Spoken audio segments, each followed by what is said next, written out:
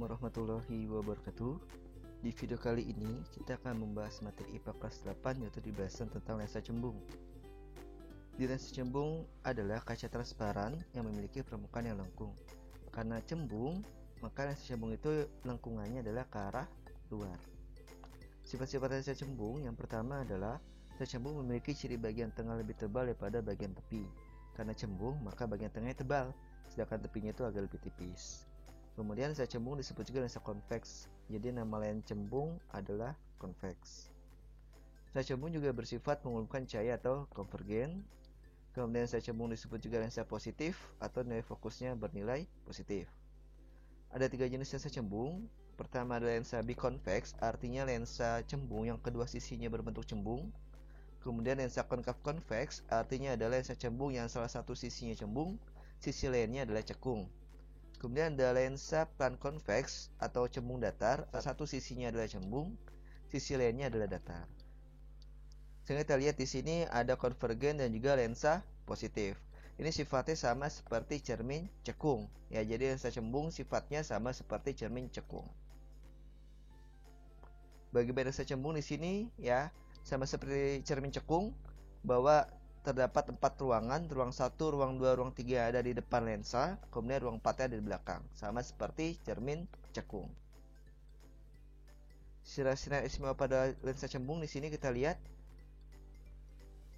Sinar datang sejajar sumbu utama, kemudian setelah mengenai lensa dia akan dibiaskan melalui titik fokus. Itu adalah sinar istimewa yang pertama. Kemudian sinar istimewa yang kedua adalah sinar datang menuju titik fokus, kemudian dia akan dibiaskan sejajar sumbu utama. Yang ketiga adalah jika sinar datang melewati titik pusat optik lensa, maka dia tidak dibiaskan tapi hanya diteruskan saja. Tidak ada pembelokan di situ. Ya, sama seperti saat membentukkan bayangan pada cermin, pada lensa cembung pun di sini kita butuh minimal 2 buah sinar istimewa untuk membentukkan bayangan. Nah, sinar istimewa terbentuk di perpotongan antara 2 buah sinar bias. Nah, sinar bias ini bisa diperpanjang. Di sini kita akan gambarkan bagaimana pembentukan bayangan pada lensa cembung. Kita gambarkan sinar-sinar istimewa pada lensa cembung tersebut. Yang pertama, sinar istimewanya adalah sinar datang sejajar sumbu utama, kemudian dibiaskan melalui titik fokus, seperti ini. Kemudian sinar istimewa yang kedua adalah sinar datang melalui titik fokus, kemudian dibiaskan sejajar sumbu utama. Di sini sudah ada perpotongan antara 2 buah sinar bias di sini. Maka disinilah terbentuk bayangan tersebut. Bagaimana kalau misalnya bendanya dipindah seperti ini? Tadi berada di ruang 3, sekarang benda di ruang 2. Bagaimanakah pembentukan bayangannya? Sama seperti tadi, kita gambarkan dulu sinar istimewanya. Sinar istimewa yang pertama adalah sinar datang sejajar sumbu utama, kemudian dibiaskan melalui titik fokus. Sinar istimewa yang kedua kita gambarkan juga sinar datang melalui titik fokus, kemudian dibiaskan sejajar sumbu utama.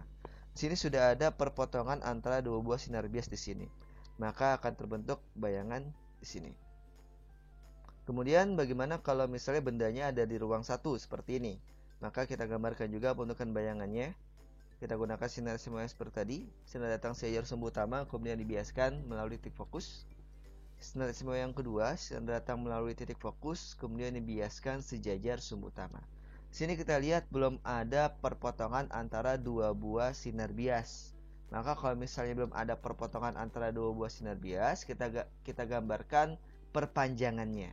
Jadi sinar bias ini kita perpanjang. Apakah akan ada pertemuan? Nah, betul.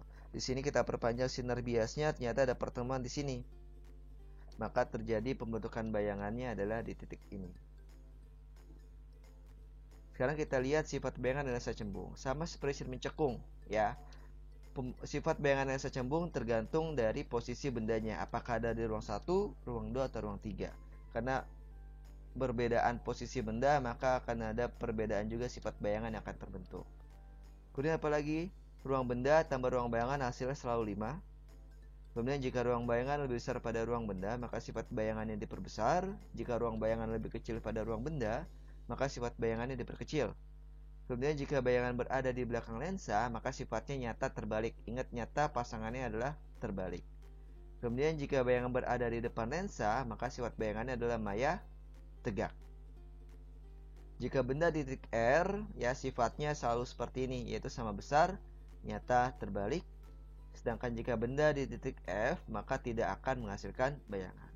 Nah, berdasarkan sifat bayangan ini, coba kita lengkapi tabel berikut.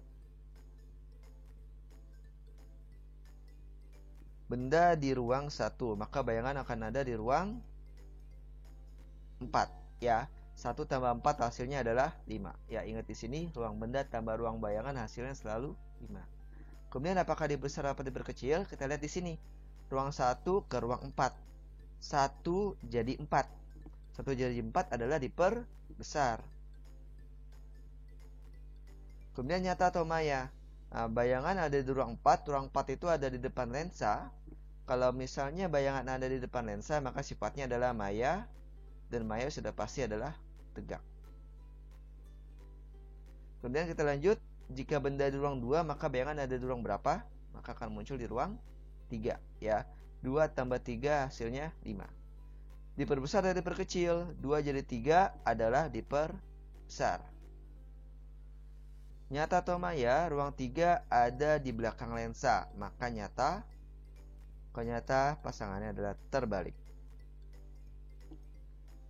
Kemudian jika benda di ruang 3, maka bayangan akan muncul di ruang 2. 3 jadi 2 adalah diperkecil.